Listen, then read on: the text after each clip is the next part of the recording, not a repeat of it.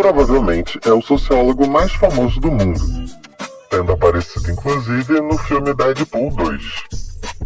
Esse pensador de origem alemã viveu num contexto de industrialização da Europa e viu o surgimento de uma classe operária nas fábricas. E analisou que as péssimas condições trouxeram grandes desigualdades. O dono dos meios de produção, ou seja, das fábricas, do emprego, ele chamou de burguês, e os trabalhadores ele chamou de proletariado. A força de trabalho é empregada para produzir um objeto que terá valor de troca, ou seja, virará uma mercadoria. Porém, esta mercadoria não é de propriedade do trabalhador que a produziu, e sim do burguês. Um artesão entende que o seu trabalho tem um valor e vai cobrar isso no preço final do produto. Mas quando esse produto é vendido por uma loja, a loja vai lucrar muito mais do que o artesão vendendo sozinho o seu produto. Isso é chamado de mais-valia, quando o dono do meio de produção lucra em cima da força de trabalho. O Messi, por exemplo, é um dos jogadores mais famosos do mundo atualmente. E o seu clube lhe paga muito bem justamente porque o seu trabalho traz resultados. O próprio Messi vai se dar bem com isso fazendo comerciais, mas o clube lucra ainda mais. Ao tentar sair do Barcelona este ano, uma multa rescisória no valor de 700 milhões de euros foi cobrada. Marx enxergava que as relações capitalistas de trabalho produzem desigualdade justamente por esse caráter de exploração, que só é possível pois o trabalhador é submetido a um processo de alienação, onde desconhece o seu próprio valor.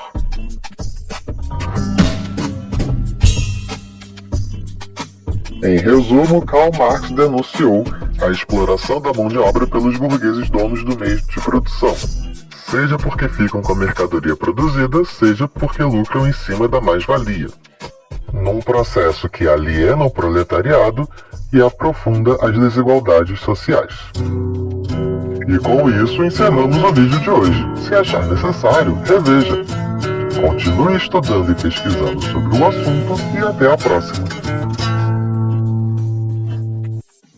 Outro conceito importante nas obras de Marx é o de alienação, o qual ele se baseou na ideia de alienação formulada pelo filósofo Feuerbach. Feuerbach estudou como as religiões se formam e por que os seres humanos sentem a necessidade de explicar a origem e a finalidade do mundo. Feuerbach descobriu que os humanos tendem a projetar para fora de si um ser superior, dotado de qualidades que são consideradas as melhores, como inteligência, bondade, justiça e beleza. No entanto, essas qualidades são exageradas nesse ser supremo.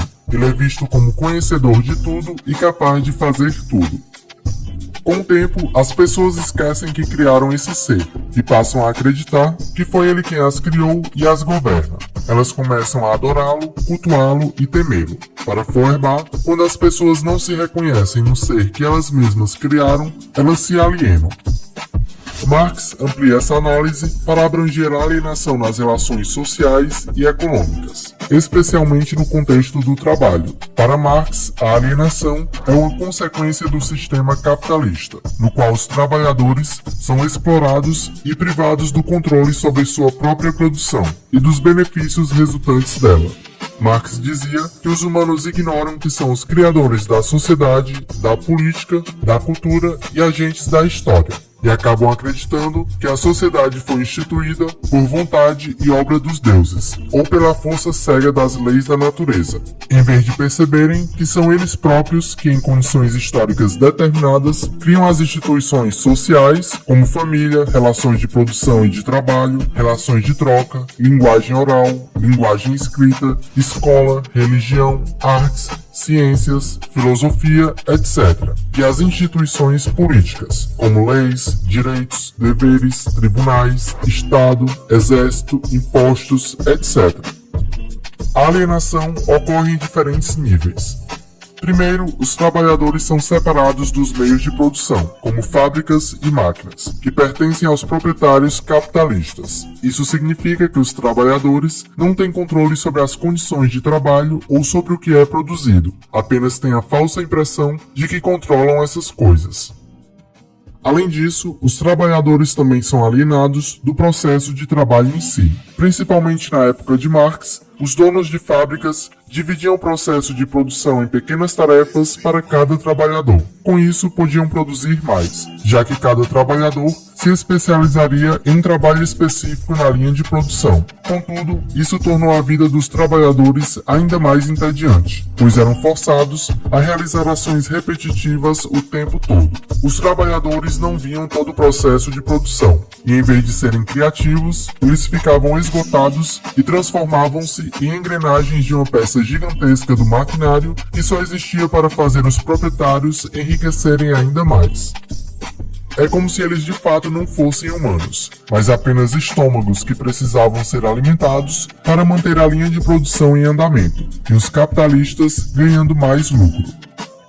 Outra forma de alienação é a separação dos trabalhadores dos produtos que eles criam. Após produzirem algo, os trabalhadores não têm propriedade sobre o que foi produzido. Os produtos são vendidos pelos capitalistas, que obtêm lucro com o trabalho dos trabalhadores, enquanto estes recebem apenas um salário limitado. O trabalhador olha os preços e sabe que não poderá adquirir quase nada do que está exposto no mercado, mas não lhe passa pela cabeça que foi ele, não enquanto indivíduo, mas sim como classe social, quem produziu tudo aquilo com o seu trabalho, e que não pode ter os produtos porque o preço deles é muito mais alto do que o seu salário. No geral, o trabalhador não consegue desfrutar dos benefícios de sua própria atividade, pois a meta é produzir para satisfazer as necessidades do mercado, e não propriamente do trabalhador. Fabricam-se, por exemplo, coisas maravilhosas para uma elite econômica, enquanto aqueles que as produzem vivem uma vida modesta ou miserável.